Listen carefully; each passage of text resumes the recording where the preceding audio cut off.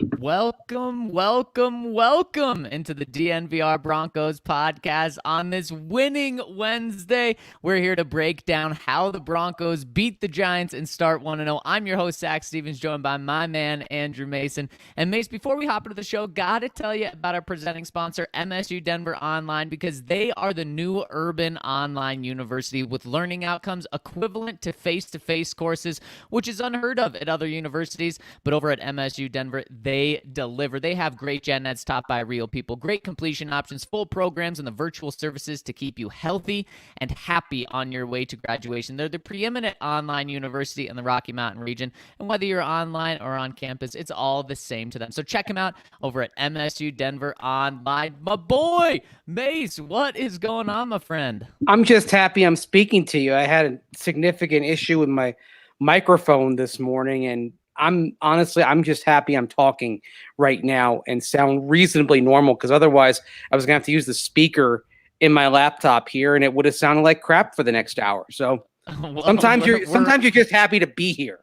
Well, we're happy that you're here, Mason, and I'm happy that the comment section is here. We got Eamon Badwin chiming in. Really appreciate that. Eamon, Mr. Orange chiming in. And everyone who's chiming in, make sure to hop over to YouTube like Eamon is doing. Hit us with a like when you're there, a thumbs up, and subscribe, and turn on alerts. It really supports us, and the YouTube quality is better. The comment section is better, so we would really appreciate that. And hit us with a thumbs up when you're at it. And May, speaking of thumbs up and winning, let's just dive right into this. How do the Denver Broncos beat the New York Giants? I mean, come on. We've talked about it for months now, that the Broncos should absolutely be 2-1. They should absolutely be 3-0. But now let's dive into the nitty-gritty of what this New York Giants football team looks like. And let's start with what the Broncos offense has to do to beat the Giants defense and what the Broncos are facing with this Giants defense. So the Giants defense that's actually down the stretch last year is one of the better defenses in the league. And it's also a Giants defense that it's going to try to confuse you. And when you look back at at least in terms of the on-field component of the decision to start Drew Lock or Teddy Bridgewater over Drew Lock, I wonder how much the Giants' penchant for different looks, trying to catch the opposing quarterback off guard, trying to deceive with their intent. I wonder if that had an impact on choosing Teddy over Drew Lock because of this tendency for the Giants. I mean, it's got some talent, but this is a unit that I think is better schematically than the talent they're putting on the field. So their goal was to try to confuse and force you to go in the direction that they want you to go. And Teddy Bridgewater is more advanced at reading defenses pre-snap than Drew Lock.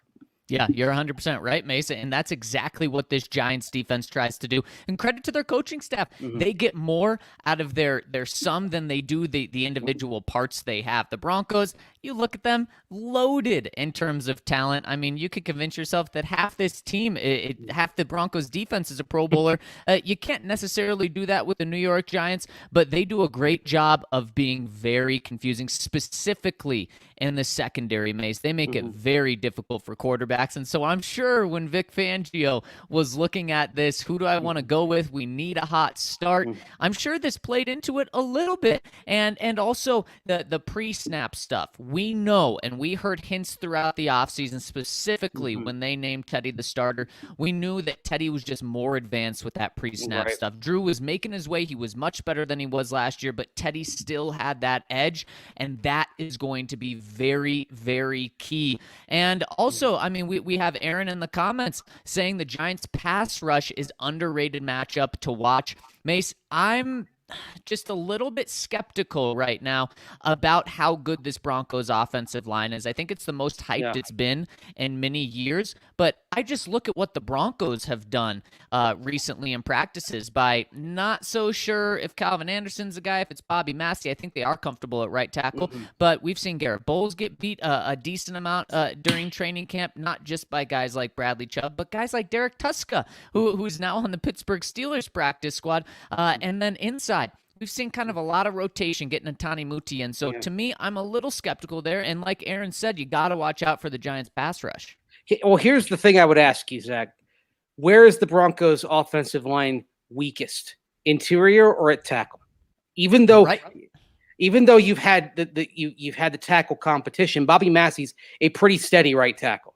So you think I was going to say right now it's the interior of the offensive line, which is kind of a surprise. Which is a problem because that's where the Giants front is strongest with Dexter Lawrence and Leonard Williams. That's if you look at kind of the Giants on the defensive side, what are the units that look the best right now? You'd say probably the interior defensive line, and then the cornerback core. Of course, they made that investment in Adoree Jackson in the off season to lock that down. And James Bradbury is a solid number 2 corner.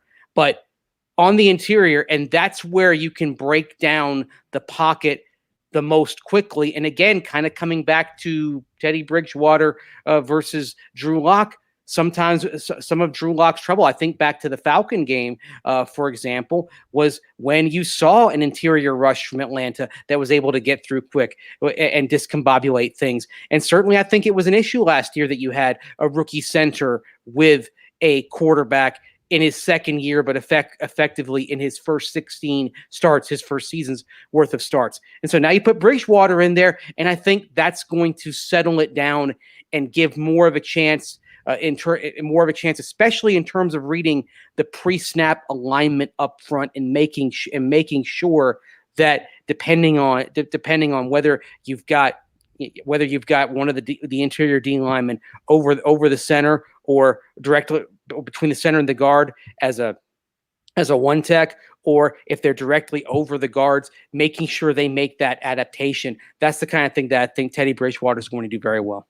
So boom, and just like it happens in a play, before we even get to what happens after the snap, Mace, that's our first biggest game plan thing is, Teddy, don't be afraid to change up the play. And Pat Shurmur, give Teddy Bridgewater the ability, even though it's week 1 with his first team, give him the ability to make those checks, whether it's going from run to pass, whether it's going from inside to outside. Teddy needs to be able to do that and set the team up for success. And I think maybe the second part, Mace, is something we just touched on, is in the running game, win on the outside, because that's where the Giants are strongest in terms of the defensive line, is the inside. So win on the outside. And then the passing game, win on the inside, kind of the opposite, because you're not going to not throw to their cornerbacks. Adoree Jackson's good, but we're not talking about world beaters here. But still, I think their corners are better than the rest of the team in terms of coverage in the pass game. So win with Noah Fant, win with KJ Hamler on the inside. Use Javonte Williams and Melvin Gordon out of the backfield. Don't be afraid to do that. Now, you're also, like I said, you're not going to be afraid to throw to Jerry Jeudy and Courtland Sutton on the outside, but really maximize that. Exactly. Just take the matchup that's there. I mean, and Teddy talked about that. Just how in the preseason game against the Rams, he critiqued his performance, and I think we can say with certainty that was his shakiest preseason performance when he started off 1 for 6 and then completed his last 5. He talked about how he was trying to force it a little bit, trying to force the ball to certain guys, get them involved. He can't worry about that in this game. If the Giants are giving him Noah Fant in the flat, take Noah Fant in the flat until they figure out how to stop it. If they're conceding KJ Hamler in the slot on a 5-yard curl and saying, "All right, let's see if KJ can make some things happen after the catch," you take that. Just get this. This is a game where you say, whichever playmaker is open, flash is open, just make sure you get him the ball, because the geometry of it is and the mathematics of it is they can't cover everything. And that's why this Broncos offense is so intriguing, in that if you do say, I trust any of these guys to make a play, can any defense adequately cover Sutton, Jeudy, Fant, Hamler / Okwuegbunam, Melvin Gordon / Javonte Williams, and then Tim Patrick? There's not so you've got some combination of 5 of those guys that could be running routes when Teddy takes the snap. They can't. they can't take care of all of them. Somebody is going to flash open. And again, and you just take and if they concede the check down to the running back. Just go ahead and do that. You're not going to go broke making a profit. It just might take you a little bit longer to make that big profit because you might be taking it in 4 and 5 yard clumps, but that'll do. Just because you know what? Eventually, one of those little check downs is going to result in the receiving target making the defender miss, and then it becomes an explosive play.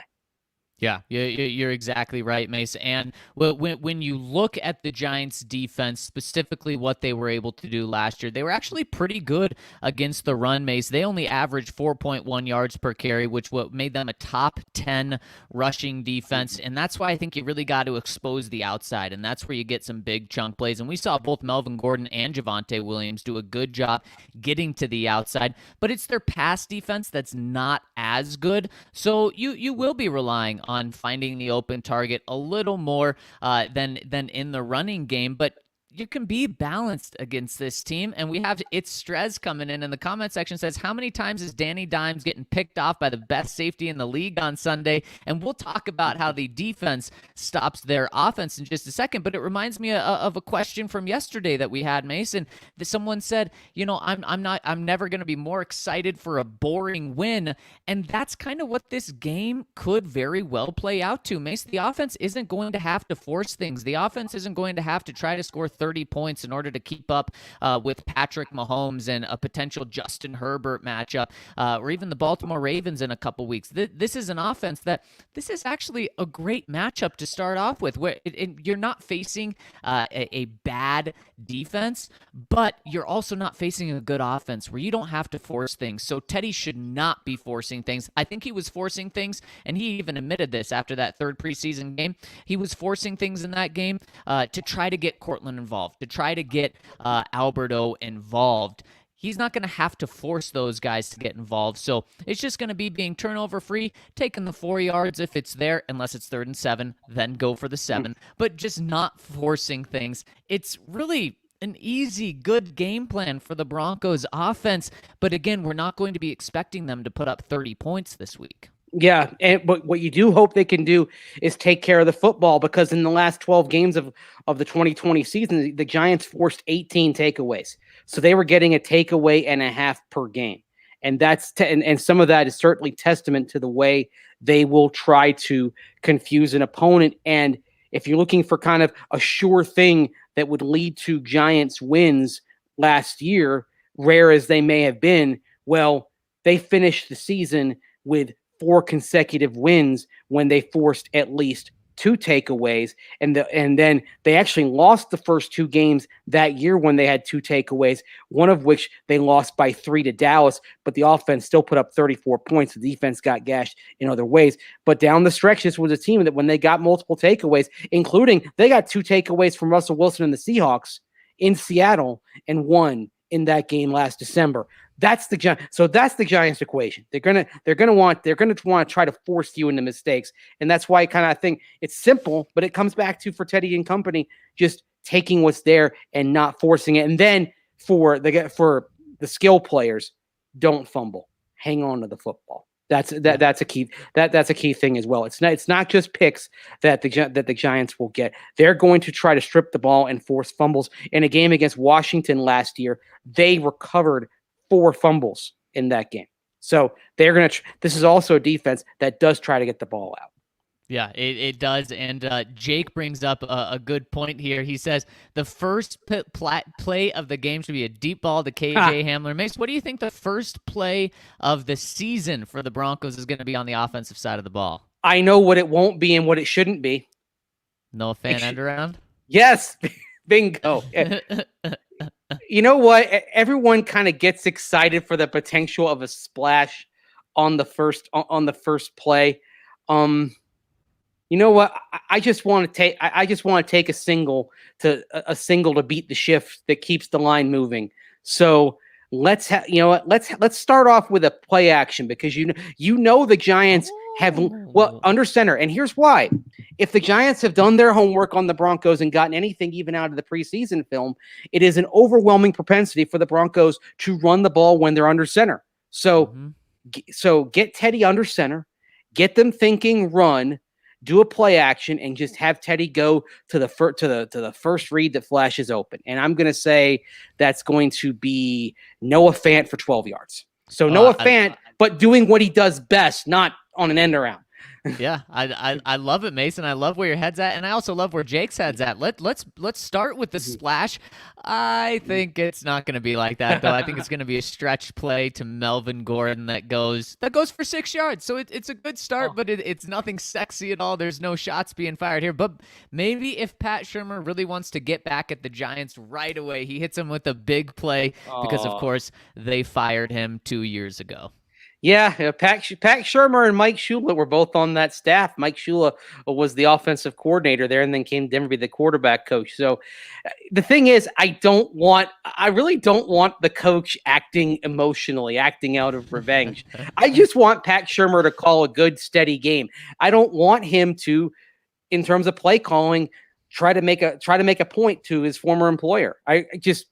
You know what? You want to make a point, win the game. When I was working last night, I had a ESPN 30 for 30 documentary on the Soviet perspective of the Miracle on Ice in 1980. It was kind of talking about kind of the mindset of the Soviet hockey players when they went up against the Canadians for the first time, a team of NHL players in 1972.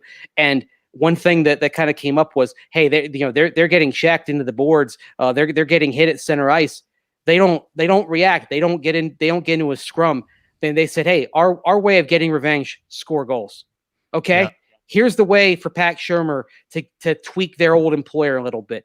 Call a good steady game, get some touchdowns, win comfortably. And that's how you show that Big Blue made a mistake firing you. Yeah, exactly. I mean, just beat him, honestly, and that's what he needs to do. And Bluegrass Bronco says, where are we tailgating Sunday? We're tailgating at the DNVR bar. And guys, that's just a perfect segue. The bar opens at 10 on Saturdays and Sundays throughout the entire football season for all your party needs. And we'll have DraftKings there. They'll be giving out $10 drink tickets. They'll be there every Saturday and Sunday. And of course, when you're at the bar, you get the member size beer if you're a member. And guys, we've got an awesome thing going on this Saturday for the Buffs and Texas A&M game. We're taking a party bus from the DNVR bar down to the game. Bar opens at 10. The bus leaves at 11. So that means you don't have to pay for parking. You can drink, and you don't have to worry about driving. It's it's a fun thing. You're going to be surrounded by Buffs fans. And then you get to come back right to the DNVR bar and continue the party since the game's in the afternoon. It's the perfect thing to do. But there are limited spots available. So make sure to sign up now. Only 56 spots available. So sign up for that party bus, and man, it's going to be a blast. And also make sure that you're a member so you get those member beers. Join at thednvr.com. You know what? If you come on down to the DNVR bar before, after, you're going to want to have some Breck brews. And of course, we've got the full array of Breckenridge brews on tap at the DNVR bar. We've also got those Good Company hard seltzers there for you. So make sure you have some of that. You're going to, you know what? CU is what, a 17.5-point underdog this week? Yep.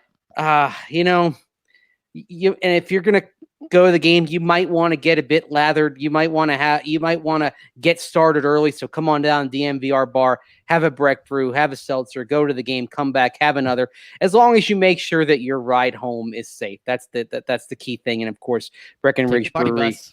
Yes, exactly. Take the party bus there. Make sure you got an Uber or a friend to bring you home, and you're going to be good to go. And then you can enjoy plenty of those delicious Breckenridge brews to get you through what I hope is a good day for the Buffs, but could end up being a rough one against one of the Godzillas from the SEC. Of course, if you want to check out the full array of Breck brews, but you can't get to the DNVR bar, check out the Farmhouse, which is their restaurant down at their brewery in Littleton. It's right off Santa Fe. It's beautifully set up for outside dining. They've got all social distancing protocols necessary, and you can have a great meal. It's great pub grub, and then you can have one of those delicious Breckenridge brews. So I always say, if you can't get to the DNVR bar, can't get to Colfax and York, but you're in the southern suburbs and you're in Littleton, make sure you check out make sure you check out the farmhouse down there and have a good meal. And by the way, you can use that magical code DNVR to get $5 off a takeout order. Call 303-803-1380 from noon to 8 p.m. for pickup. Use that code DNVR to save $5 off your meal. 303-803-1380 for the farmhouse in Littleton. That code DNVR saves $5 off your meal. They'll bring your order right out to your car for you. And it's not just food. You can get beers, and they will bring them out to your car for you if you order them to go from the farmhouse, which is the Breckenridge Brewery restaurant down at their facility in Littleton, right off Santa Fe. And you also have to get in on DraftKings Sportsbook for that buffs. If you think the massive upset is going to come like B1 a Beast thinks, well, get in on that. No better place to get in on the action. And Mase, they've got incredible promotions right now, including you got to get in on the one tomorrow night for the NFL season opener. They're giving you 73 points for the Tampa Bay Buccaneers. They moved the spread to Tampa Bay plus 73. That means as long as Tampa Bay doesn't lose by 74 points, you win. I mean, that is as close to free money as you get. And then speaking of free money, if you bet on any game, you'll get $200 in free bets instantly. That's all you have to do is bet $1 on any game, and new customers will get $200 in free bets instantly. And what's cool about it is they split it up into 8 $25 free bets, which is great. It means you can get in on all of the action this week. On Sunday, you bet on the Broncos. Saturday, you bet on the Buffs. It is the perfect way to bet on football, and there's no better place than DraftKings Sportsbook. So check them out. Head to the App Store now. Download the top-rated DraftKings Sportsbook app now. And, of course, use the promo code DNVR, and new customers, when they bet $1 on any football game, they'll receive $200 in free bets instantly with that promo code DNVR over at DraftKings Sportsbook, an official sports betting partner of the NFL. Must be 21 or older, Colorado only. Free bet promotion for new customers only. Minimum $5 deposit. Max wager limits apply. One per customer. Restrictions apply. See DraftKings.com/sportsbook for details. Gambling problem? Call 1-800-522-4700. Good grief, right, Zach. I get tired just hearing that from you. Well, it's something I practice at night. I stay up at night just seeing how fast I can go. How does your fiance feel about this if you're practicing at night? Maybe I do it in the shower late at night. Okay, all right. Because I mean, no offense, but if you're doing that at night, that's gonna keep people awake. Well, good thing she has the night shift, so it's a late household at times. How convenient. So Mace, a lot of people in the comment section want to know just how dominant the Broncos defense is going to be against the New York Giants, and how they're going to, I don't think people are worried about Daniel Jones, but maybe a Saquon Barkley. And I got to start this segment off with some very, very good news. Mace, Kenny Golladay last week told us that the Giants offense is probably going to start slow because they have so many injuries on the offensive side of the ball, Mace. I mean, you're not just talking Saquon, who it looks like he's going to play, but probably in a limited role. Pretty much the only healthy person is Daniel Jones. I mean, Evan Ingram is hurt. Kenny Golladay is hurt. Their other receivers are hurt. They are so banged up. It may be like the worst luck for a team going into week one that I've seen in a long time. This New York Giants offense wasn't necessarily scary, especially with a limited Saquon Barkley, but man, with how many injuries they have, it really doesn't look intimidating. And Kenny Golladay just last week said, when I look in the huddle and see all of those guys, I'm excited, but guys have been in and out of the lineup. We might be a little slow to get off. So boy, the Broncos are just handed a gift right there.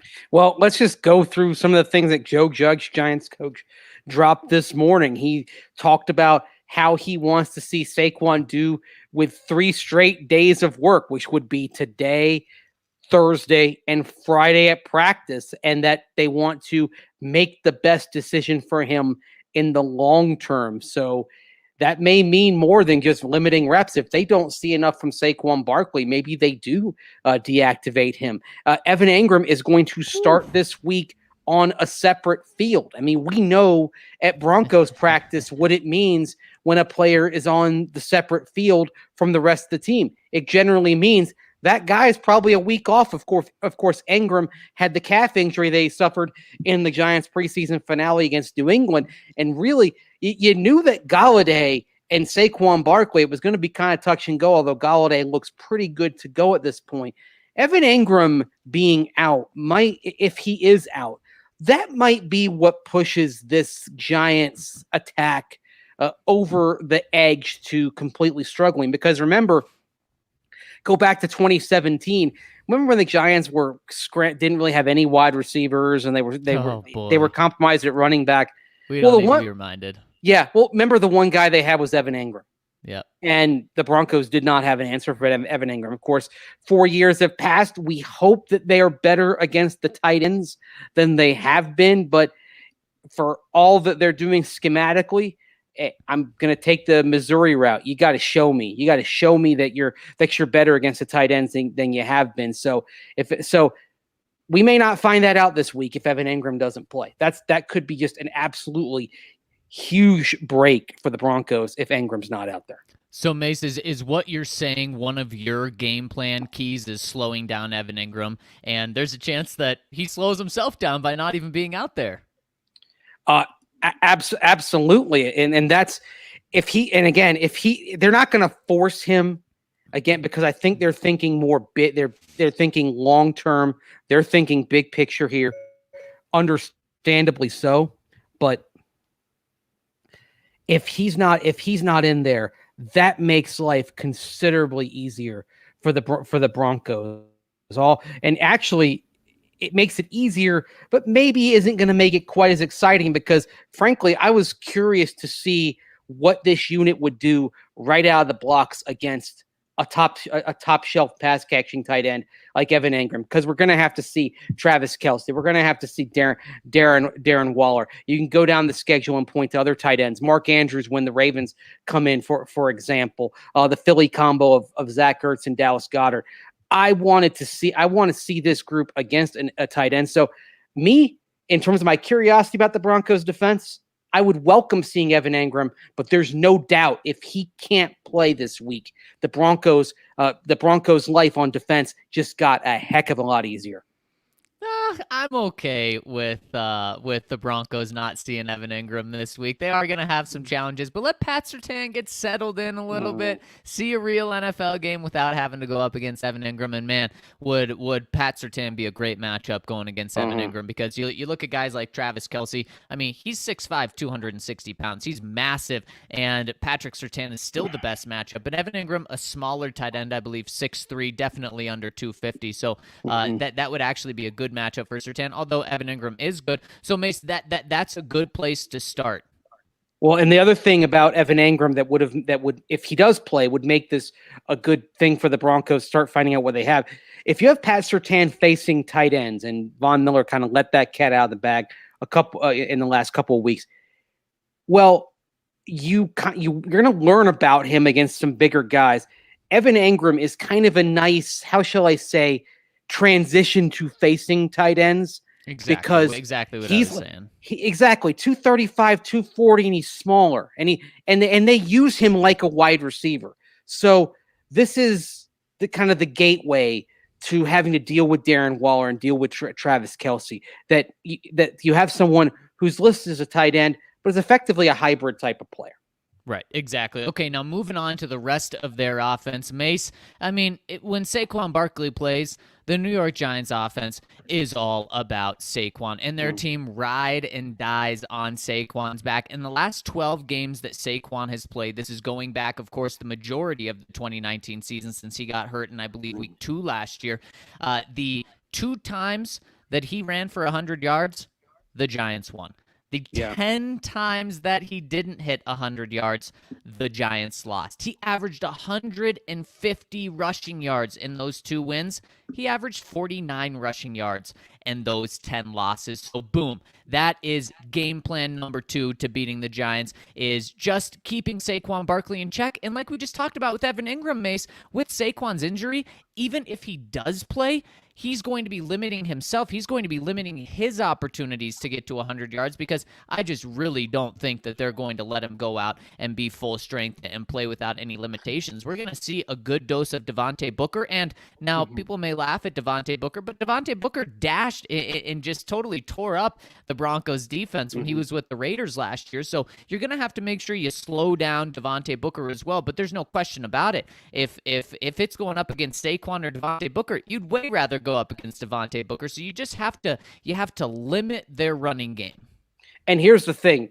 Even if Saquon doesn't play or doesn't play very much, the Giants want to run the football. That's something that even when Barkley has been hurt, they haven't wavered on in the last couple of years. They want to run. They want to run frequently. They want to run effectively. Zac, in the last 2 seasons, the Giants, when they don't get to 125 yards, anything below that, the Giants are 1-18. Yep, when they don't get to $125 as a team rushing. When they do get to $125, they've done that 13 times. They're 9-4. It's no guarantee of a win by any stretch of the imagination, but that just shows you in most of those games, many of those games without Saquon Barkley, they're gonna, even if Devontae Booker is running back 1, they're going to want to feed Devontae Booker. And like you mentioned, he showed last year for the Raiders in a tandem with Josh Jacobs that he can cause some problems. Maybe the Broncos didn't quite have a read on what Devontae Booker could do, because he looks to be still a really useful back, more useful than he was for his time with the Broncos. Yeah, and Mace, I hate that I have to say this on week 1, because it's not what I want the Broncos offense to look like, but it would be okay to see the Broncos run more base defense than we saw in training camp, and that I want to see. I want to see tons and tons and tons of dime this year. But if you do more base defense and maybe even more nickel in week 1, just to really stop that run and not give the Giants any hope of being to run the ball on you, I'm okay with that. A heavy dose of Mike Purcell, Draymond Jones, Shelby Harris, and then even 2 linebackers is good with me. However, saying that, I still may not have 2 linebackers on the field. It may be the Patrick Surtain filling in for one of those guys. And especially in this game, if you're only having 3 cornerbacks on the field, it's Pat Surtain over Bryce Callahan for me. Just a bigger physical presence, a very good tackler. Bryce Callahan's a good tackler too, but certainly not as intimidating in the run game. So even with that, going more so of a base defense, having more bigger guys on the field, I'm still getting Pat Surtain on the field. And I'm not going to say this often this year, Mace, but it's okay to stray a little bit away from dime this week, because you just have to stop the run and put everything on Daniel Jones' shoulders. And what people have been talking about in this comment section on the live pod, Mace, is how many picks are we going to get? How many sacks are the Broncos going to get? How much is Justin Simmons, Patrick Surtain, and Draymond Jones going to feast off Daniel Jones? That's what everyone wants to talk about. And if the Broncos shut down the run, oh boy, the feast is coming for this Denver defense. Oh, yeah, because that's forcing Daniel Jones into the game that he doesn't want to play, and that the Giants don't want to play. And of course, when Daniel Jones throws a pick in the games that he started, he's thrown a pick in 15 of his starts, and when he does that, the Giants go 3-12. And yep, and he's Mr. Fumble Rooski too. Exactly, and that's another thing to kind of look at with Daniel Jones is what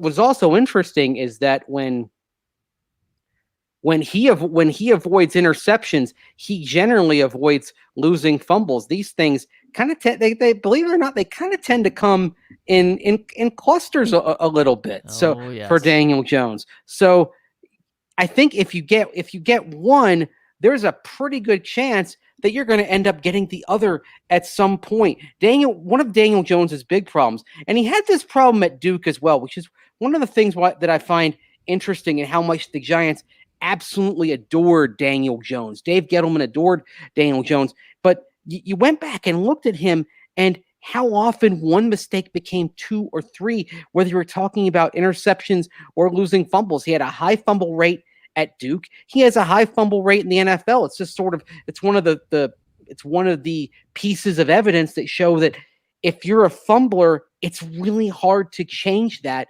if you're a quarterback in this league. And how many games, Zach, do you think Daniel Jones has lost at least one fumble in the NFL? How many games has he played in? Well, he started 26 games.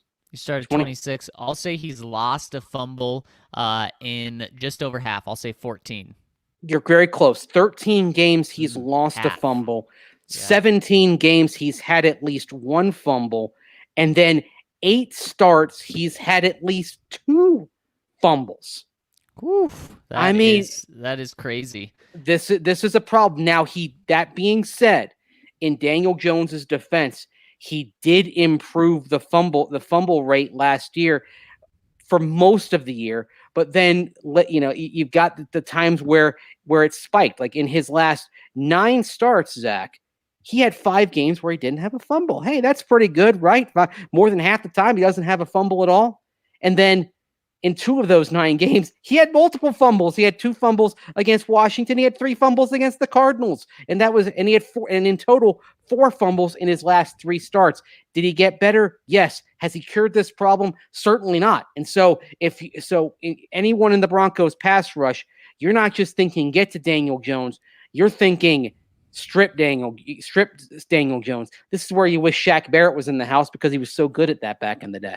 Yeah, Mase. And to me, when we look at Daniel Jones in this Giants pass team, it really is a great position for the Broncos to start, especially with all these new guys in the secondary, because I don't even think a key has to, for the Broncos to win this game on defense, has to do anything with the secondary. I think it all has to do up front and just containing Daniel Jones, because Daniel Jones, he's sneaky athletic, and he can run for 40 yards in one play against you. He can rack up. He has a couple of games where he has 90, 80 rushing yards. He can do that. The Broncos can't allow that to happen. They can't allow the quarterback to start running and racking up yards. And then on top of that, they have to make sure that he's just contained, because if any secondary has to cover guys for 5 or 6 seconds, they're going to be toast. So just make sure that you really contain Daniel Jones in the pocket. Don't let him move. And then, Mace, I'm not worried about this Giants pass attack. Yes, they do have weapons in Kenny Golladay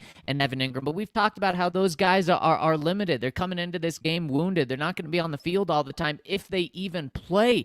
So really, this task for the Broncos is just the front 4 guys, really, maybe even the front 7 if you have bigger guys in there and with the linebacker position. But this game just comes down to, as long as the Broncos front 6 guys don't get gashed all game and don't have mental mistakes in terms of run assignments, and then also letting Daniel Jones allowed to escape the pocket, this game, the Broncos defense should dominate. And then that's when, if Daniel Jones doesn't have an elite rushing attack behind him, this defense is going to have the sacks. Bradley Chubb, Draymond Jones, Von Miller, they're probably all going to have a sack. I saw someone, I think J.I. in the comments section earlier said Justin Simmons and Patrick Surtain are going to have a pick. I wouldn't bet against any of that. And then maybe you also have a strip sack in there. I mean, this is a game, Mace, where we're talking 4 to 5 sacks, potentially even 2 to 3 turnovers, and with a combination of picks and interception, or picks and fumbles.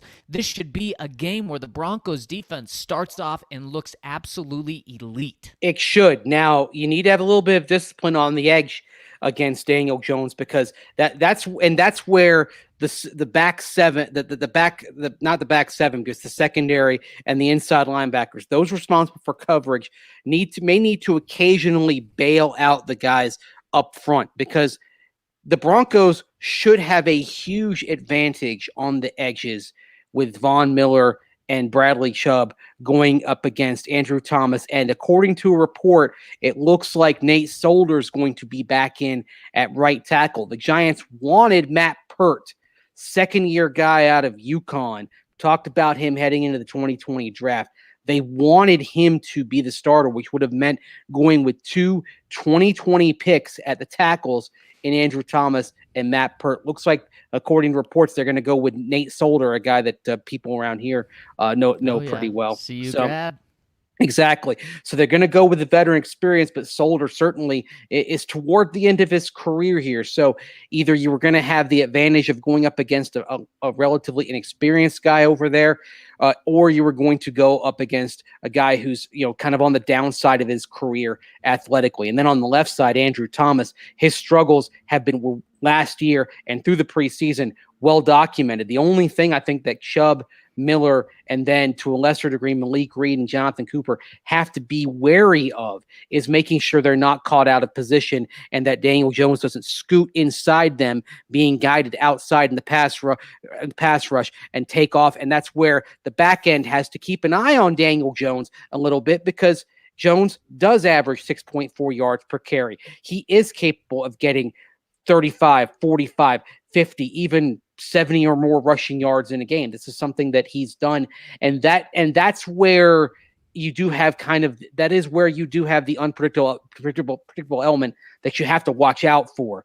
But that being said, Von Miller, Bradley Chubb against the Giants tackles, they should feast. And if they're not getting to Daniel Jones, they should be able to force some holding penalties, especially from the young Andrew Thomas there on the left side. That is where I think you'll see them break down the Giants pass pocket. We talked about when the Broncos have the ball, that rush is probably going to come from the interior. When the Giants have the ball, just looking at the matchups and the weakness the Giants have at tackle, that's going to come from Vaughn and Chubb. And then, like I said, Reed and Cooper rotating in on the outside. That's where you're going to break down and cause havoc for Daniel Jones. Yep, boom, there you go. So that's the game plan. It's actually a pretty simple one this week, which is good for week one. On the defensive side of the ball, just contain the running game and contain Daniel Jones when he drops back. Everything else will take care of itself. On the offensive side of the ball, what the Broncos have to do, win outside in the running game, slow down Evan Ingram, don't let him kill you, and then win the passing game on the inside away from their corners. And none of that should be too difficult for this Broncos team. And if you want to get game day ready, there's no better way than with our friends over at Manscaped, where it's still really hot out. You still want that summer bod. You still want to hit the golf course. You want to hit the pool, and you need to be clean shaven below the belt. And our friends over at Manscaped have the perfect razor to do that, the Lawnmower 4.0. And also, when you're there, get the Performance Package 4.0, which of course includes the Lawnmower 4.0. It also includes the Weed Whacker. If you got those nose hairs, it takes care of them in an instant. You'll also get the Crop Reserver, which is a ball deodorant, a Crop Reviver to help everything down there in the summer heat. And if you use the code DNVR, you'll get 20% off plus free shipping from our friends over at Manscaped. Also, they have so many great things like the Crop Reviver, the Performance Boxers, and a travel bag. And guys, I can't speak enough about how good the Lawnmower 4.0 is. It's waterproof. It has an LED on and off light. Comes with that travel bag like I talked about. So make sure to check them out over at manscaped.com. Use the code DNVR to get 20% off and free shipping. Summertime. Yeah, it's still summer for another 13 days here, technically. Yep. According to the calendar. Yeah. Now, it didn't feel like summer at this time last year. We were shoveling snow, but certainly still feels like summer, hot and unfortunately still smoky here in the Mile High City. So yeah, the Manscaped will help you stay clean and crisp under the belt. What'll also help you out is our friends over at Solace Meds, who, as always, they've got some deals for you. They cook up different deals every month over at Solace Meds, which has 4 convenient locations in Fort Collins, Wheat Ridge, off Broadway in Denver, and on East Colfax, just blocks from the DNVR bar. The September deals include Can America Gummies, 25% off, Strains, Tinctures, 20% off, Rockin' Cartridges, 25% off, Glacier Concentrates, 20% off, and on this coming Saturday, you will buy 3 and get the 4th for 10 cents. So check that out on Saturday. Buy 3, get the 4th for 10 cents. And also, if you go to any location, you can get a free Solace bar or King Cone when you mention that magical code DNVR20. That's at any location of Solace Meds. Head on in, Mention that code, get 20% off, and get a free Solace bar or King Cone. Solace Meds will make your cannabis shopping experience a delight. You head on over to their website, view their menu, order online, and pick up at your convenience. Just head to SOLACEmeds.com and purchase from there. And like I said, use that code DNVR20 to get 20% off, because then they'll know that your friends at DNVR sent you. It's the best way to support DNVR is by supporting our great partners like our friends over at Solace Meds. So check out Solace Meds. It's SOLACEmeds.com. Order online. Pick up at one of 4 convenient locations in Fort Collins, Wheat Ridge, off Broadway, and then on East Colfax near the DNVR bar. And use that code DNVR20 for 20% off. Also, I want to get you a job right now. Listen to this podcast, get a job. How does that sound? And our friends over at Ball, I'm talking about the naming rights of the stadium of where the Nuggets and Avs play. I'm talking about the aerospace company, and I'm talking about a company that made over 100 billion cans last year. They want to hire you, and they've been practicing diversity and inclusion for years. While other companies just talk about it as workplace idealism, Ball is actually living that life, because their culture of belonging has been noticed by the Human Rights Campaign. They have a corporate equality index score of 100%, so it doesn't matter what your background is. Ball is willing to hire you, and they want to add to their 400-person production plant here in Golden. So how do you get a job to work at a place that treats people great? Well, you text Golden to 77222 and you'll get linked to their open positions. Or you can go to jobs.ball.com and search for Golden. That's jobs.ball.com and search for Golden, or simply text Golden to 77222 to get a job at a place that treats you great and does great work. They're all about sustainable. So go over and text Golden to 77222 or go to jobs.ball.com and search for Golden. All right, Mace, let's hop into the comment section and talk to the people, see what they have to say. First one coming in from Windy City Broncos says, isn't it interesting that we suddenly get the real story about Drew Lock and the COVID trackers after the Broncos choose Teddy Bridgewater? I don't want to seem like a conspiracy theorist, but this looks a lot like the Broncos PR team trying to get the fans behind the Bridgewater decision. Do you think we'll be hearing about Trackergate right now if Drew is a starter? I'm dubious. I am firmly team whoever is the starter, but man, this feels a little dirty. And Mace, I think this is a great question, because this is something that I've heard a lot of people ask. And I think it's, with all respect, Windy City Bronco, I think that this is completely off. And part of it is just how it was presented. This was a 70-paragraph story in the Los Angeles Times, and the item about the trackers in the Broncos, it began in paragraph 57 on into paragraph 58. This was a supporting anecdote deep in a story. If it was something where it was, okay, let's try to get this out and let's get everyone, gets everyone behind Teddy and throw this out there, you would have seen it probably be a local story in Denver or something from from Adam Schefter, and you would have seen it be like a big primary story, not buried deep within a huge piece on the season. So I get what you're saying, Windy City Bronco, but I think in this case, the rest of the picture shows that this was not something that they wanted out there at a specific time. It was just part of telling the story of the entire 2020 NFL season. And you can't tell the story of the season without telling the story of what happened to the Broncos that week. It's not item 1, item 2, item 3, but it's something that if you're writing the book on the season, you're going to mention somewhere in the book. Yeah, and Mace, I completely agree with you. I think it's a great question, and the timing, man, the timing is it's beneficial for Broncos fans to get behind Teddy Bridgewater. So I don't think it was purely intentional, because I think, like you said, it would have come out from someone else. But it does, and Mace, I've seen a lot of people question Drew that were Drew fans. I've seen a lot of people in my comment section say, okay, I was all about Drew, but now I see more why this Teddy Bridgewater decision makes sense. So, I mean, it is working in the Bridgewater way. Yeah, well, the other thing, but the thing is, again, I just can't ignore the fact that this was a huge takeout story that it ran this week because the season is starting. So you're taking one last look back at 2020 before you turn the page.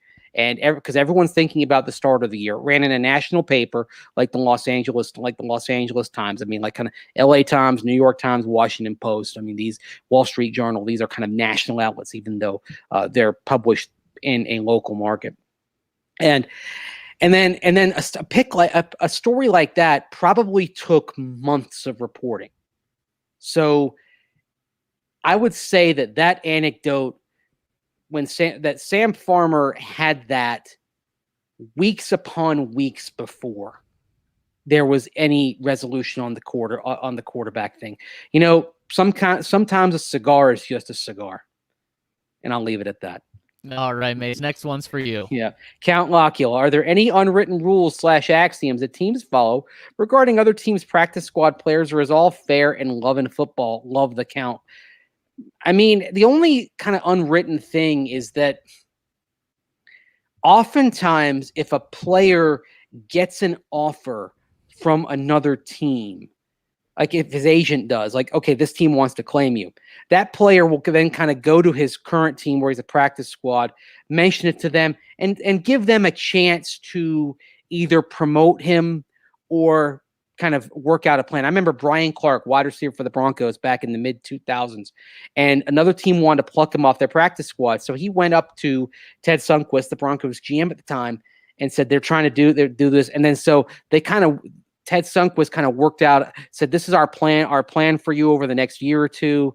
And then said, we can't put you on the 53-man today, but you'll basically be the next guy up. And so he agreed to stay. I think he got a little bit of a raise out of it on the practice squad, and eventually he did make the Broncos 53. So it's not so much unwritten rules, but just generally speaking, teams will usually give their current team a chance to either promote him or give him a raise on the practice squad. Yeah, and that's between the team and the players. Between team and teams, no. Because if a guy signs another guy to their 53, what you can't do is sign a guy from a practice squad to a practice squad. So you're signing him from a practice squad to a 53. That's a huge raise for the player, and that team didn't want him on their 53 anyway. So good question there, and of course this comes on the heels of Mac McCain, Broncos undrafted cornerback, signing with the Eagles yesterday, and the Broncos re-signing Savion Smith to their practice squad. And remember this, you can still protect 4 guys every week too. So exactly. It's not just that if you're on the practice squad and you're not one of those protected guys, it's not just that you're not among the first 53. It's at least that week you're not among the first 57.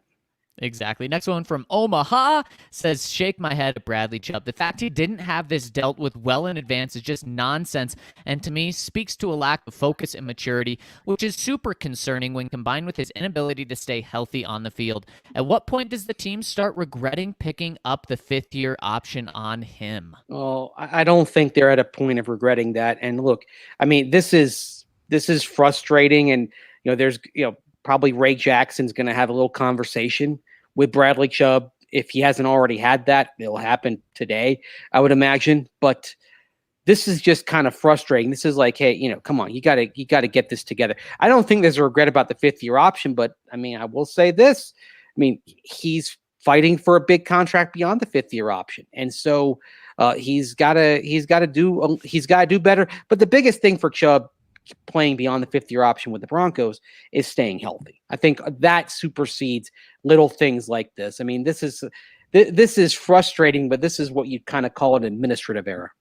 Yeah, it's unfortunate to see something like this. And for those that don't know, Bradley Chubb was arrested yesterday after there was a warrant out for his arrest stemming from missing a court appearance on August 6th, which stemmed from having expired license plates and also driving under restraint. So these aren't things that are going to cause him to miss games, Mace, but this is something that you just don't want to see any player, let alone a star player, go through.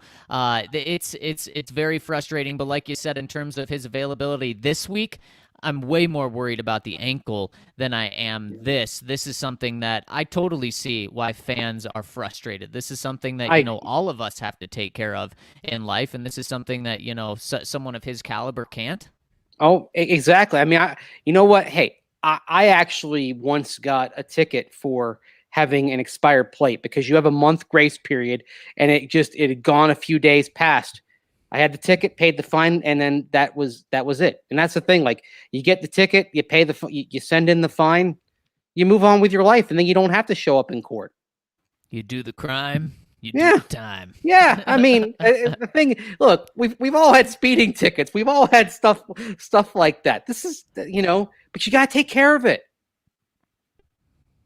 It's what you got to take care of. So I've heard that I think there's more details that we'll find out either going one side or the other probably in the next few days, and that'll give us more information too. But next one coming in from Hawkeye Bronco, he says, fellas, it's finally game week. Let's go. I do find it ironic that our head coach, who spent 40 years in the NFL, can't trust a young quarterback, but still trusts himself to make game and timeout management decisions when he continuously messes them up. He is also the guy who trusts his special teams coach, even though that unit has been a mess the entire time he has been in town. This might be a bit harsh, but hey, I expect better decision-making from a 60-year-old coach than I do a 23-year-old quarterback. What say you? Well, I mean, he's obviously not happy with Tom McMahon. He kind of mentioned after the Rams game, the special teams coaching has got to get better. One thing that I would say, though, I mean, I know there's some frustration and people wanted Tom McMahon's head on a platter.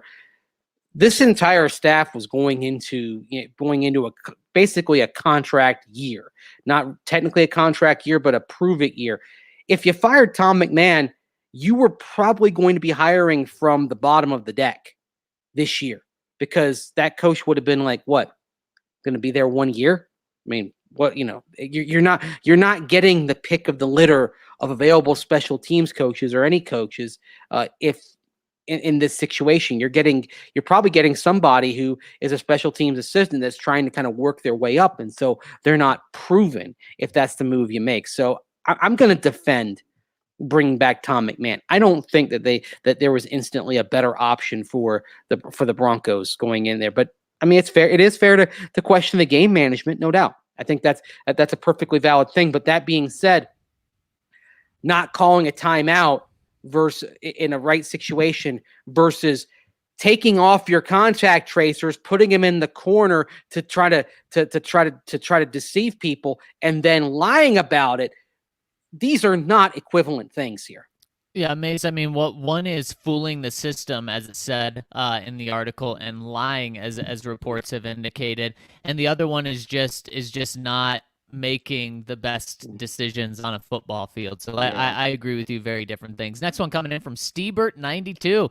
Hey, all, very long time, no comment. As the Broncos start gearing up for week 1 football, I just want to take a moment and thank everyone at DNVR and the entire DNVR family. You guys have made some of the darkest days of the past 18 months so manageable. Thanks, everyone. And man, that just means the world. This community is so cool. And for the most part, our YouTube community is awesome. I've loved all the comments today. You guys have been great, very civil. It's been a great place, good discussion. And then, of course, at thednvr.com, where we read these comments exclusively from. It's the best community out there, and we just really appreciate every single one of you. And I'm so happy, guys. The off-season's fun. The off-season conversations are fun, but it's so freaking exciting to be talking about Broncos football and to be talking about a potential winning Broncos football team in the next couple of weeks, Mace. Yeah, you know what I don't miss about the offseason now that it's over?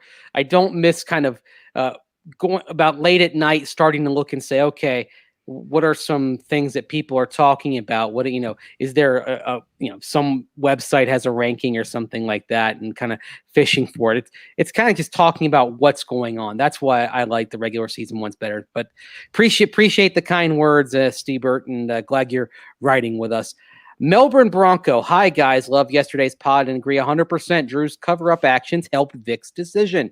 And now Bradley Chubb has just gone and showed his lack of maturity anyway. Looking at all the week 1 games, which ones are too close to call and not worth betting on? Cheers. There's, the one that I cannot wrap my head around, Mace, is Washington football team and the Chargers. And I don't know. I mean, I think the Washington football team is going to be much better than they were last year. They won the division, of course, with a losing record last year. I love their pass rush, and that's why I also like I really like Justin Herbert in terms of the quarterback I think he's going to be. But, man, going against that pass rush, that one is something that I would totally stay away from, because I wouldn't be surprised if Justin Herbert balls out and beats him on the road, or if that pass rush has their way with it. Mace, we're going to go around the league and give us some picks later in the week. But do you have one game that says stay away from? Honestly, it's that one, because I don't know. I don't have a good read what Brandon Staley's defense is going to look like right away. I think he's going to do a great job with the Chargers defense eventually, just like he did with the Rams. But that first week, you have that is kind of a volatile element. Ryan Fitzpatrick guiding the Washington offense, that's a volatile element. So I look at that and I think, okay, I'm staying away. I'm staying away from that game just completely. Another one I'm staying away from is Miami, New England. The Alabama quarterback bowl, Tua versus Mac Jones. Love it. In general, it's going to be these are fun games to watch, but if I'm betting, I'll tell you what, I mean, maybe I'll be proven wrong on this. The one I feel good about is, even though it's Seattle going on the road, I really feel good about the Seahawks at the Colts, even though the Colts are getting 2.5 yesterday. Yes, exactly. But I just look at that and I'm like, okay, the Colts are in chaos. The guys are missing time because of COVID. Russell, and by far the best player on the field is Russell Wilson. Another one that wait, Mace, we're gonna do more later in the week. Oh, well, I know, but we're doing the whole schedule, right? So later in the week. Right. All right, but also I'll tell you one that I love. Tampa Bay. Mace, all we're day. gonna get to more. Well, no, we're going tomorrow or Friday. So you like Tampa Bay? Yeah, we're going to talk Thursday night. Tampa Bay all day.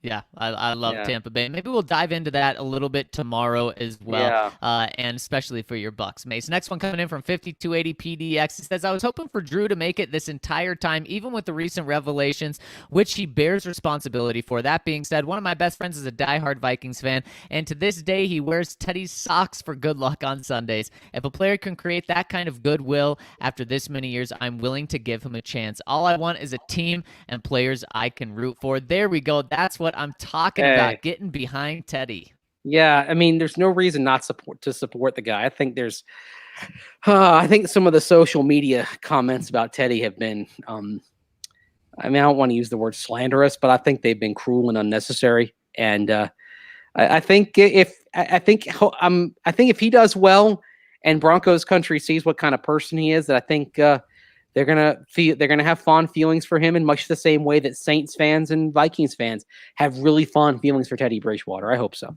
If the Broncos win, especially early on, people are going to love Teddy Bridgewater because he's a great guy. And Mace, final one coming in from Lionel Hutz, attorney at law. Gentlemen, if you had to choose one of the following guaranteed outcomes, which would you choose?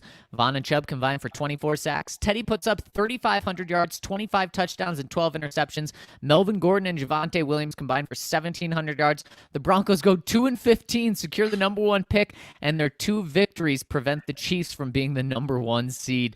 Happy game week, and thank you for getting us all through a very long off season. Ooh. I mean, there's just one that screams the best thing for the organization, and it's getting the number 1 seed and beating the Kansas City Chiefs twice. For this year's Broncos, though, so that's the long-term one. There's no question about that, getting the number 1 seed, because even the best one, I think, for this season is Teddy putting up 3,500 yards, 25 touchdowns, 12 interceptions. The Broncos are a playoff team, but even with that, you don't feel like you have the long-term 5-10-year quarterback of the future here. So that's why getting the number 1 seed is the best thing here. Second one is Teddy doing that because you make the playoffs. Yeah, and the other thing is if he's got 3,500 yards, let's say it's right around there, then that means you probably ran for a lot of yards too. So that 3,500 yards might come with Javonte Williams and Melvin Gordon combining for 1,700. And then again, like you said, they're a playoff team. I think if this happens, the pot of gold at the end of the rainbow is Aaron Rodgers coming in to push you over the top. There we go. I love it. And Mase, we've hit our pot of gold, pushing us over the top right now. And if you want to hit the jackpot, well, check out our friends over at Green Mountain Dental, where they are the best damn family-owned dentist in the metro area. They've been part of our DNVR family for years. In fact, they're part of our BSN family, and you got to get your teeth cleaned every year, twice a year. Anyways, might as well go to someone who's going to treat you like family, who's part of our family, who's also going to be able to talk Colorado sports. It's going to be a great time when you're there, and they'll give you a gift just like a good family member. If you schedule a cleaning, x-ray, and exam, you'll receive a free Sonicare toothbrush when you go there. Make sure to tag us to let us know when you go there. They're only a 15-minute drive from downtown Denver, and like I said, supporting our partners is supporting us. So schedule a cleaning, x-ray, and exam over at Green Mountain Dental, and you'll get a free Sonicare toothbrush. Well, Mase, that'll do it for us. Man, I really enjoyed the very first game plan, the winning game plan Wednesday, we'll call it, this week. And we're going to have 16 more of those throughout the season. But we're not done this week. We're coming to you tomorrow and Friday with our big season previews. So make sure to stay tuned. Hit us with a like before you get out of here. Subscribe and turn on alerts so you know when we're going live. But for Andrew Mason, I'm Zac Stevens. We really appreciate you rolling with us. Have a fabulous Wednesday. We'll talk to you tomorrow.